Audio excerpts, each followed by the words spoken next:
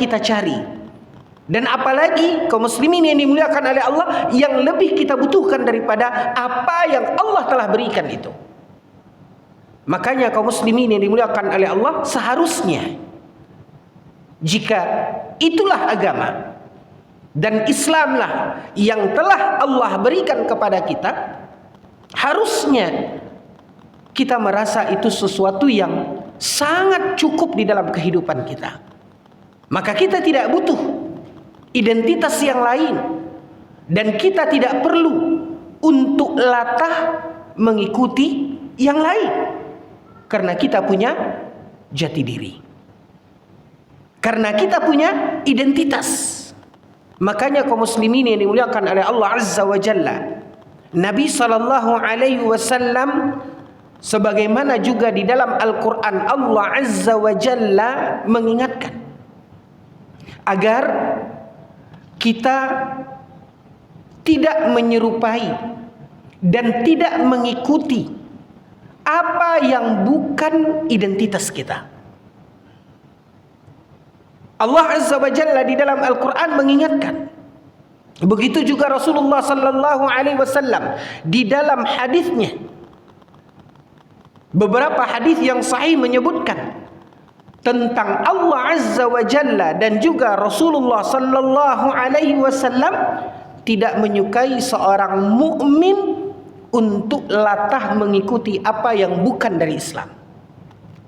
Makanya kaum muslimin yang dimuliakan oleh Allah, ada satu bab pembahasan yang sangat penting di dalam kehidupan seorang mukmin, yaitu tentang larangan seorang mukmin bertasyabbuh.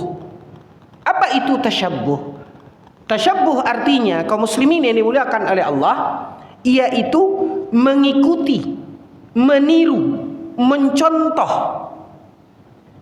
orang yang Allah Subhanahu wa taala dan Rasulullah sallallahu alaihi wasallam perintahkan kita untuk menyelisihi mereka. Di antara yang dilarang oleh Allah Azza wa Jalla dan juga Rasulullah SAW di dalam Al-Quran ataupun di dalam hadis Nabi Sallallahu Alaihi Wasallam, untuk kita mencontohnya, untuk kita mengikutinya, dan kita harus berbeda dengannya. Di antaranya kaum muslimin yang dimuliakan oleh Allah adalah musyabahatul kuffar, yaitu meniru atau mencontoh orang kafir. Karena kaum muslimin punya identitas. Karena kaum muslimin telah dipilihkan oleh Allah Azza wa Jalla agama yang Allah Subhanahu wa taala ridhoi. Fayajibu mubayanatuhu. Maka dikatakan oleh para ulama, maka seorang muslim mestilah menyelisihi, bukan mengikuti. Dan selain orang-orang kafir, kaum muslimin yang dimuliakan oleh Allah, apapun dari hal-hal yang disebutkan oleh Allah dan Rasulnya, dijelaskan oleh para ulama, tidak bolehnya seseorang meniru. Di antaranya kaum muslimin yang dimuliakan oleh Allah, yang pertama adalah kaum kufar. Yang kedua, kaum muslimin yang dimuliakan oleh Allah adalah orang-orang fasik, orang-orang yang tidak menjadikan Islam yang Allah Subhanahu wa taala nyata-nyata telah ridhoi ini, dia tidak jadikan agama ini sebagai identitas. Justru mereka memilih jalan yang menyimpang, menentang Allah Azza wa Jalla dengan berbuat dosa, berbuat kefasikan. Maka di antara orang yang harus kita selisihi dan tidak boleh kita menirunya adalah kaum orang-orang fasik atau al-fussaq. Sebagaimana juga kaum muslimin yang dimuliakan oleh Allah, Islam memiliki dasar di dalam agama kita, yaitu Al-Quran dan hadis Nabi Sallallahu Alaihi Wasallam. Ketika sebahagian kaum muslimin jauh dari tuntunan dasar agama, yaitu Al-Quran dan Sunnah Nabi Sallallahu Alaihi Wasallam, sehingga kemudian bermunculannya apa yang dinamakan dan disebut dengan bid'ah. Dan adanya orang-orang yang bergelimang dengan bid'ah ini, yang kemudian diistilahkan dengan istilah ahlul bid'ah. Maka termasuk kaum muslimin yang dimuliakan oleh Allah, yajibu mubayanatuhu, berkewajiban kita untuk menyelisihi ahlul bid'ah. Jadi yang dilarang kita untuk menirunya, di mana kita berkewajiban untuk menyelisihinya. Yang pertama tadi adalah kaum kufar. Yang kedua, orang-orang fasik, orang-orang yang melekat bagi mereka dosa sehingga mereka dihukum sebagai orang yang fasik. Yang kedua, yang ketiga, ahlul bid'ah. Kemudian kaum muslimin yang dimuliakan oleh Allah, juga berkewajiban kita untuk mubayanatu al-iblis, asy-syaitan, untuk kita menyelisihi syaitan. Yang berikutnya, kaum muslimin yang dimuliakan oleh Allah, juga ada larangan di dalam Al-Quran dan hadis Nabi SAW. Ya, dan ini adalah kesimpulan yang dikutip oleh para ulama berdasarkan Al-Quran dan hadis Nabi SAW, di mana Allah Subhanahu wa taala melarang dan juga Rasulullah SAW mengingatkan agar kita menyelisihinya dan tidak bolehnya kita menirunya.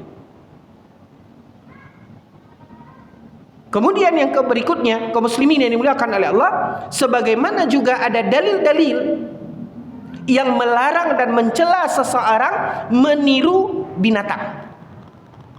Nanti kita akan sebutkan beberapa dalil yang menunjukkan hal tersebut. Dan yang terakhir, kaum muslimin yang dimuliakan oleh Allah, juga ada hadis Nabi SAW ketika Nabi mengingatkan, menyebutkan, la'anallah al-mutasyabbihatu birrijal wal mutasyabbihina bin nisa.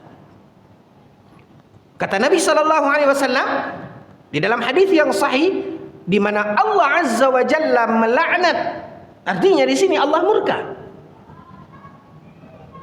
Siapa yang Allah laknat dan siapa yang Allah murka tersebut? Yaitu lelaki yang menyerupai wanita dan wanita yang menyerupai laki-laki. Maka jika dilihat kaum muslimin yang dimuliakan oleh Allah Azza wa Jalla, dalil-dalil di dalam Al-Quran ataupun di dalam hadis Nabi SAW,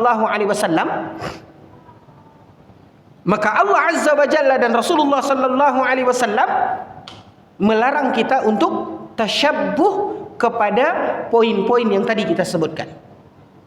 Dilarang oleh Allah Azza wa Jalla dan juga Rasulullah SAW kita untuk menyerupai apa yang menjadi identitasnya orang-orang kafir, yang menjadi kekhususan bagi mereka. Kemudian orang-orang fasik dilarang oleh Nabi SAW, dan Nabi tidak menyukai orang-orang yang berbuat dosa. Dilarang oleh Nabi SAW seseorang untuk meniru orang-orang fasik tersebut. Kemudian juga larangan dari Nabi SAW untuk kita mengikuti dan mencontoh apa yang menjadi identitas dari ahlul bid'ah. Lalu kemudian kaum muslimin yang dimuliakan oleh Allah, juga ada larangan untuk kita tidak meniru apa yang menjadi kebiasaan syaitan. Lalu berikutnya, tidak bolehnya kita meniru kebiasaan hewan. Apa kata Nabi SAW di dalam pelaksanaan salat? Ada satu bentuk dari gerakan salat yang diingatkan oleh Nabi SAW. Apa kata Nabi SAW? Fima makna, yang maknanya Nabi SAW melarang seseorang sujud kama yasjud al-kalb, yaitu dengan seseorang sujud menempelkan lengannya ini ke lantai. Dan Nabi SAW melarang itu. Dan Nabi mengatakan untuk dia mengangkatnya, menjauhkannya dari lantai. Kenapa kata Nabi SAW? Karena itu adalah sama dengan sujudnya kalb, kata Nabi, anjing. Hadis yang lain Nabi SAW mengatakan ketika turun dari posisi berdiri untuk sujud, apa kata Nabi SAW? Janganlah seseorang turun untuk sujudnya kama yabrikul ibil, sebagaimana turunnya onta. Jadi ini hadis-hadis yang menunjukkan kaum muslimin yang dimuliakan oleh Allah, bahwasanya Nabi SAW melarang kita untuk menyerupai apa yang menjadi kebiasaan hewan. Lalu syaitan sudah pasti.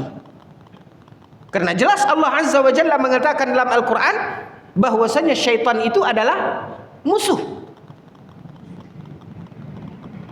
Syaitan itu adalah musuh yang nyata bagi kita. Maka bagaimana seseorang yang berakal bisa menerima di mana dia mengikuti, mencontoh musuhnya? Ini sangat tidak masuk di akal. Dari ayat yang mengatakan bahwasanya syaitan lakum aduwwum mubin, bagi kalian adalah musuh yang nyata, kata Allah.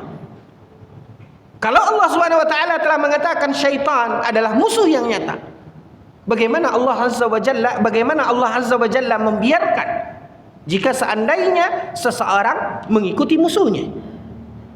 Ini secara dalil dan secara akal, maka tidaklah bisa diterima oleh akal ketika seseorang menggandrungi kemudian bahkan mencontoh apa yang Allah Subhanahu wa taala telah nyatakan itu sebagai musuhnya.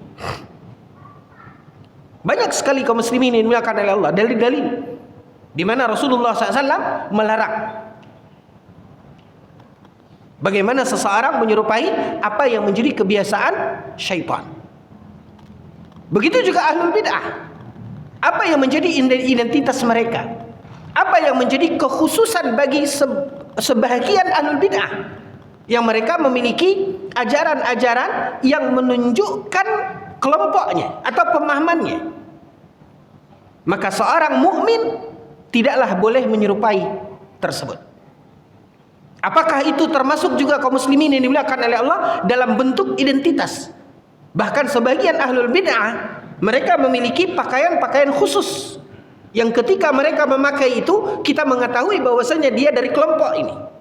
Ketika itu adalah sebuah identitas bagi mereka dan ketika kita memakainya maka orang akan menyangka kita adalah bagian dari mereka. Ini termasuk hal yang harusnya kita selisihi. Walaupun kaum muslimin yang dimuliakan oleh Allah, para ulama mengupas masalah ini panjang lebar. Bahkan para ulama meletakkan kaidah-kaidah apa yang membuat dan apa yang termasuk di dalam makna tasyabbuh. Apa saja yang tidak boleh kita menyerupai. Nah, poin ini yang ingin kita sampaikan adalah bukan hanya orang-orang kafir yang harus kita selisihi, tetapi juga ada yang diperintahkan oleh Allah dan Rasulnya. Sebagaimana sebagian dalil-dalil yang kita sebutkan tadi. Tidak bolehnya laki-laki menyerupai wanita, wanita menyerupai laki-laki. Tidak bolehnya kita menyerupai apa yang menjadi kebiasaan hewan. Tidak bolehnya kita menyerupai apa yang menjadi perbuatannya syaitan yang Allah telah nyatakan itu sebagai musuh yang nyata bagi kita. Sebagaimana kita juga harus berbeda dan tidak boleh melekat pada kita apa yang telah menjadi identitas pada sebagian ahlul bid'ah. Yang berikutnya yaitu kita tidak boleh mencontoh dan meniru apa yang menjadi kebiasaan orang-orang fasik. Yang jelas ini bertentangan dengan agama kita. Dan yang pertama, kaum muslimin yang dimuliakan oleh Allah, dan lebih banyak dalil-dalil yang menunjukkan ini, yaitu tentang tidak bolehnya kita tasyabbuh kepada orang kafir. Apa yang menjadi ajaran mereka, apa yang menjadi identitas mereka. Maka tidak boleh seorang mukmin latah di dalam mengikuti orang kafir tersebut. Nabi SAW telah mengingatkan, apa kata Nabi? Man tashabbaha biqaumin fahuwa minhum. Dalam hadis yang sahih, Nabi SAW bersabda, kata Nabi, barang siapa yang meniru, mengikuti suatu kaum, fahuwa minhum, maka dia sama dengan kaum itu. Nah, di sini kaum muslimin yang dimuliakan oleh Allah, peringatan keras dari Nabi SAW tentang tidak bolehnya seorang muslim mengikuti ajaran, kebiasaan orang-orang kafir. Apabila seorang mengikuti ini yang menjadi ajaran agama orang-orang kafir, lalu ada seorang muslim yang latah di dalam mengikutinya sesuai dengan hadis Nabi SAW, Nabi mengatakan fahuwa minhum, maka dia sama dengan kaum tersebut. Ungkapan Nabi SAW mengatakan fahuwa minhum maka dia sama dengan kaum itu. Apakah ini pertanda Nabi SAW mengatakan bila mana seorang muslim mengikuti ajaran, kebiasaan, bahkan hari besar orang-orang kafir, apakah ini menunjukkan orang yang melakukan itu keluar dari Islam dan dia kafir? Para ulama menjelaskan ini panjang lebar. Dalam menetapkan dan menghukum individu orang yang melakukannya dihukum keluar dari Islam, karena Nabi SAW mengatakan fahuwa minhum, maka perlu dilihat beberapa ketentuan yang telah dijelaskan di dalam dalil-dalil. Dalam menetapkan apakah seseorang yang melakukan itu secara individunya dikatakan keluar dari Islam dan dihukum kafir, kaum muslimin yang dimuliakan oleh Allah, dan pernah kita sampaikan, Ahlus Sunnah wal Jamaah melihat kepada syarat-syarat. Sebagaimana Ahlus Sunnah wal Jamaah melihat hilangnya al-mawani'. Dalam istilah para ulama menyebutkan intifa al-mawani'. Dalam menghukum, kita mengatakan berarti dia keluar dari Islam, berarti dia kafir. Karena Nabi SAW mengatakan fahuwa minhum. Maka kaum muslimin dilihat oleh para ulama di dalam menghukumnya, dan para ulama ahlu sunnah wal jamaah sangat berhati-hati di dalam menghukum, mengatakan seseorang keluar dari Islam, sangat berhati-hati untuk menghukum mengatakan seseorang kafir. Maka dilihat kaum muslimin yang dimuliakan oleh Allah, yaitu lengkapnya syarat-syarat. Apa syaratnya? Syarat yang paling utama kaum muslimin yang dimuliakan oleh Allah mesti dilihat, sudahkah tegak hujjah baginya. Tidak serta-merta orang yang melakukan itu lalu dikatakan keluar dari Islam dan dihukum kafir. Tidak. Di sana ada syarat-syarat yang mesti kita perhatikan. Dan di antara syaratnya kaum muslimin yang dimuliakan oleh Allah, apa syaratnya? Iqamatul hujjah. Tegaknya hujjah. Para ulama menyebutkan berbeda, sampainya hujjah dengan tegaknya hujjah itu berbeda. Sampai belum tentu tegak. Maka mesti dilihat kaum muslimin yang dimuliakan oleh Allah, bagaimana orang ini. Bisa jadi kendati pun Nabi menyebutkan fahuwa minhum, kata Nabi. Kendati pun Nabi menyebutkan dia sama dengan mereka, tetapi kaum muslimin yang dimuliakan oleh Allah Azza wa Jalla, bisa jadi dia melakukan karena kebodohan. Makanya ada di dalam agama kita apa yang disebut dan dinamakan dengan al-uzru bil jahli. Ada uzur, diberikan dia uzur. Kendati pun Nabi menegaskan fahuwa minhum, tapi kita tidak terapkan itu pada individunya. Kenapa? Karena bisa jadi dia melakukan itu karena kebodohan, karena ketidaktahuan. Maka ini beberapa penghalang kaum muslimin yang dimuliakan oleh Allah. Atau bisa jadi masih adanya pada orang tersebut syubhat. Bisa jadi dia tidak mengerti terkait tentang hukum yang kita bahas pada hari ini, tentang larangan dan haramnya seseorang mengikuti apa yang menjadi ajaran dan syiar agama serta kebiasaan yang khusus bagi orang-orang kafir. Maka kaum muslimin yang dimuliakan oleh Allah, bisa jadi dia memiliki syubhat karena kebodohannya, karena jauhnya dia dari tuntunan ilmu, karena jauhnya dia dari bimbingan ilmu. Makanya kaum muslimin yang dimuliakan oleh Allah, bisa jadi dia melakukan itu karena masih banyaknya syubhat di dalam kepalanya. Maka ada syarat-syarat dan dilihatnya hilang semua penghalang, barulah seseorang bisa dikatakan keluar dari Islam dan dihukum kafir.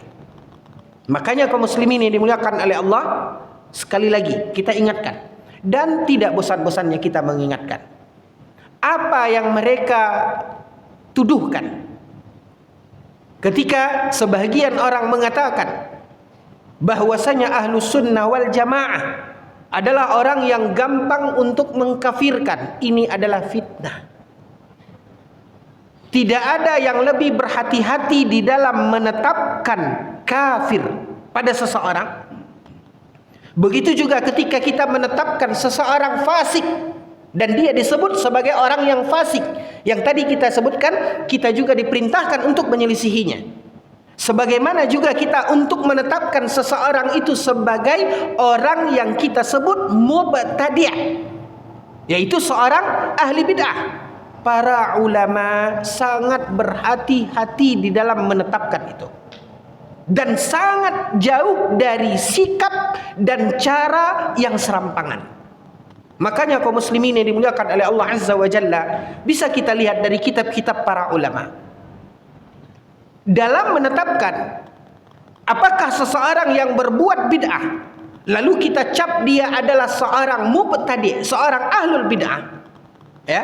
Dalam masalah ini Syekh Ibrahim Ar-Ruhaili, Syekh Ibrahim bin Amir Ar-Ruhaili hafizahullah ta'ala, itu punya karangan, punya kitab, ya, yang dicetak dalam 2 jilid. Kira-kira setebal ini, 1 jilidnya setebal ini, ya. 2 jilid kitab hanya membahas masalah ini.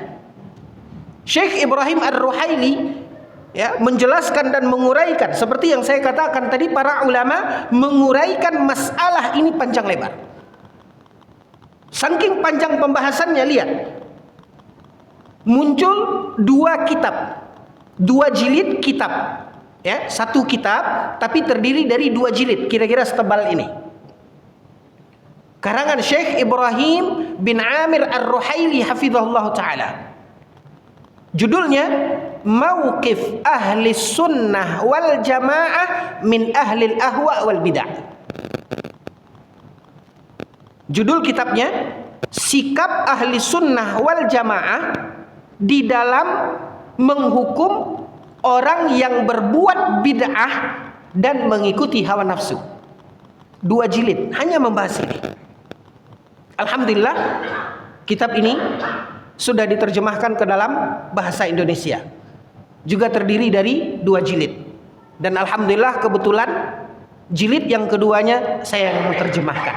Jilid yang pertama saya yang koreksi, jilid yang kedua saya yang menerjemahkan. Mauqif Ahli Sunnah wal Jamaah min Ahli Ahwa wal Bidah. Detail dan sangat berhati-hati. Maka fitnah kaum muslimin yang dimuliakan oleh Allah ketika orang menuding dan menuduh bahwasanya kita adalah orang-orang yang intoleran, kita adalah orang-orang yang radikal, yang gampang menetapkan, mengatakan kafir, menghukum, menetapkan kafir, fasik, mubtadi'. Tidak serampangan seperti itu. Tapi ada kaidah-kaidah yang dijaga, yang diperhatikan, terpenuhinya syarat-syarat dan hilangnya penghalang-penghalang.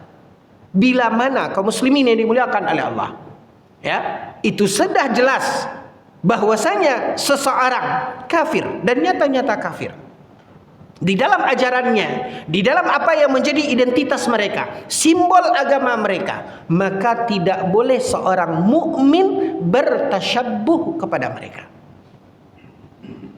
Nah, kaum muslimin yang dimuliakan oleh Allah, sekilas tentang bagaimana kita mengenali di dalam kaidah yang diletakkan oleh para ulama, apa yang tidak boleh kita mencontoh pada orang-orang kafir ini. Ada beberapa kaidah kaum muslimin yang dimuliakan oleh Allah, ya. Dan di antara kaidahnya adalah, pertama, tidak bolehnya kita meniru atau bertasyabbuh pada apa yang termasuk dari ajaran agama orang-orang kafir. Ketika itu adalah bagian dari agama orang-orang kafir, Al-Quran tegas menjelaskan. Kita harus tunjukkan sikap. Dalam Al-Quran, Allah Subhanahu wa ta'ala mengkhususkan satu surat yang sering kita dengar di dalam salat dan kita bawa di dalam salat. Surat Al-Kafirun. Di awal ayat Allah memerintahkan kita dengan Allah berfirman, "Qul katakan. Di situ Allah Subhanahu wa taala memerintahkan agar kita sebagai seorang muslim dengan tegas menunjukkan di mana kita sebagai seorang muslim mengatakan, qul, kata Allah. Apa yang kita katakan? Qul ya ayyuhal kafirun. Katakan kepada mereka, tunjukkan. Tidak perlu kita menyembunyikannya, tapi tunjukkan. Qul ya ayyuhal kafirun, wahai orang-orang kafir, la a'budu ma ta'budun. Bukan berarti ini menunjukkan kita tidak ada toleransi kepada mereka, tidak boleh hidup berdampingan dengan mereka, tidak boleh bermuamalah dengan mereka. Salah. Kembali ini semua adalah fitnah dan tuduhan. Para ulama juga mengulas dan mengupas. Bahkan ada para ulama menulis satu kitab kaum muslimin yang dimuliakan oleh Allah, ya, menjelaskan tentang bagaimana hidupnya berdampingan seorang muslim dengan yang berbeda agama. Dan ini pernah kita bahas. Ketika Rasulullah sallallahu alaihi wasallam menjelaskan, ketika kita bertetangga, hidup dalam satu lingkungan, tetap Nabi sallallahu alaihi wasallam mengatakan ada tetangga itu yang dia memiliki 3 hak, ada tetangga yang memiliki 2 hak, dan ada tetangga yang memiliki 1 hak. Apabila dia tetangga kita dan seorang muslim termasuk kerabat kita, maka dia punya 3 hak. Ibaratnya kalau kita buat kue, ya, dia berhak untuk mendapatkan 3 potong. Ada tetangga yang berhak mendapatkan 2 potong. Siapa dia? Tetangga kita dan dia seorang muslim, walaupun kita berbeda, tidak dari kerabat kita, berbeda suku dengan kita, tapi dia seorang muslim dan dia tetangga kita. Dan jangan lupa, ada tetangga yang masih punya 1 hak. Antarkan sepotong kue kepada dia ketika dia tetangga kita dan berbeda agama dengan kita. Bukan menunjukkan permusuhan, bukan menunjukkan kebencian, bukan menunjukkan seperti yang mereka tuduhkan, tidak. Makanya para ulama ada pembahasan kaum muslimin yang dimuliakan oleh Allah, ada satu kitab membahas ahkam ahlul zimmah, yang membahas tentang bagaimana hukum-hukum terkait tentang hidup berdampingan seorang muslim dengan damai. Bukankah Islam tadi kita katakan rahmatan lil alamin? Tetapi terkait agama kaum muslimin yang dimuliakan oleh Allah, lihat apa kata Allah dalam ayat ini. Qul ya ayyuhal kafirun la a'budu ma ta'budun. Kami tidak akan beribadah seperti ibadah kalian. Wala antum 'abiduna ma a'bud. Sebagaimana kalian juga tidak beribadah seperti ibadah kami. Kita berbeda. Tapi bukan berarti kita bermusuhan. Bukan berarti kita tidak boleh bermuamalah dalam muamalah duniawiyah. Silahkan. Bukankah Nabi SAW sampai Nabi meninggal dunia, baju besi yang biasa digunakan oleh Nabi di dalam berperang, ketika Nabi meninggal dunia, baju besi itu tergadai pada seorang Yahudi. Artinya Nabi bermuamalah. Lihat bagaimana Nabi SAW pernah menerima hadiah ketika seorang wanita Yahudi memberikan hadiah kepada Nabi. Lihat di dalam muamalah. Padahal kita tahu kaum muslimin yang dimuliakan oleh Allah, hadiah tersebut akhirnya membuat Rasulullah SAW sakit dan meninggal dunia. Ketika dia seorang wanita Yahudi menghadiahkan kepada Nabi paha kambing yang telah dia bubuhi racun. Sebagaimana disebutkan di dalam hadis yang diriwayatkan oleh Imam Muslim. Di mana letak permusuhan? Di mana letak kebencian? Tetapi ketika kita berbicara agama, apa kata Allah di ujung daripada surat ini? Allah mengatakan, "Qul," katakan kepada mereka, "lakum dinukum waliyadin." Tapi dalam urusan agama kita berbeda. Anda dengan agama Anda, saya juga punya agama. Maka kaum muslimin yang dimuliakan oleh Allah, di dalam ajaran agama tidak boleh seorang muslim mengikuti apa yang menjadi ajaran agama orang-orang kafir. Maka di dalam kaidah yang pertama tadi, tidak bolehnya seorang mukmin mengikuti, mencontoh apa yang menjadi bagian dari agama, bagian dari ibadah orang kafir, dan apa yang menjadi syiar bagi agama mereka. Baik itu dari simbol-simbol agama, yaitu adalah syiar. Maka tidak boleh seorang muslim memakai atau mengikuti, mencontoh apa yang menjadi simbol-simbol dari agama orang-orang kafir. Sebagaimana juga tidak bolehnya seseorang mengikuti apapun yang termasuk bagian dari agama mereka. Nah, termasuk juga kaum muslimin yang dimuliakan oleh Allah, perayaan-perayaan agama orang-orang kafir. Maka di sini kaum muslimin yang dimuliakan oleh Allah, ketika seorang mukmin bertasyabbuh, ikut, ketika seorang mukmin ikut di dalam apa yang menjadi bagian agama orang kafir, ikut di dalam perayaan-perayaan hari besar agama mereka, dan memakai simbol-simbol apa yang menjadi syiar agama mereka, ini tidak boleh di dalam agama kita dan dilarang. Inilah yang dimaksud di dalam larangan bertasyabbuh kepada orang kafir. Apa yang menjadi kaum muslimin yang dimuliakan oleh Allah bagian dari agama mereka. Apakah itu ibadah mereka, apakah itu hari besar mereka dan simbol-simbol agama mereka, tidak boleh. Tidak boleh. Inilah yang masuk pada apa yang dikatakan oleh Nabi, man tasyabbaha biqaumin fahuwa minhum. Lalu kaum muslimin yang dimuliakan oleh Allah, bila mana ada kebiasaan-kebiasaan yang bukan agama, tapi dia adiyah. Para ulama membedakan ada ibadah dan ada adiyah. Ada yang menjadi kebiasaan, dan kebiasaan itu adalah identitas yang khusus bagi orang-orang kafir. Dia kebiasaan, entah itu pakaian atau apapun itu, bukan bagian dari agama, tapi itu menjadi identitas. Kita berikan contoh kaum muslimin yang dimuliakan oleh Allah. Ada peci bulat kecil nongol di sini,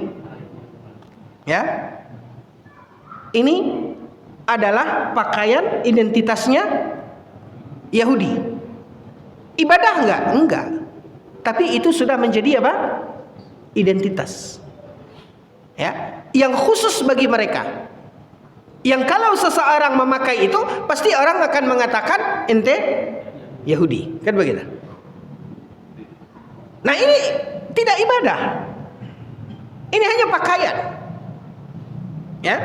Maka kaum muslimin ini dimuliakan oleh Allah Azza wa Jalla, ketika itu adalah kebiasaan yang menjadi identitas mereka, yang khusus bagi mereka, maka juga kaum muslimin yang dimuliakan oleh Allah, tidak boleh seseorang, untuk seorang muslim kita katakan, tidak boleh seorang muslim mengenakannya. Kenapa? Karena ini adalah adiyah yang khusus untuk mereka. Karena ini adalah kebiasaan yang asalnya itu adalah identitas mereka, berasal dari mereka, tapi kemudian menjadi identitas mereka. Maka itu tidak boleh. Nah, kaum muslimin yang dimuliakan oleh Allah Azza wa Jalla, kalau dia adalah bagian bukan ibadah, tapi hanya kebiasaan tadi, yang termasuk dalam adiyah, seiring waktu itu tidak lagi menjadi identitas,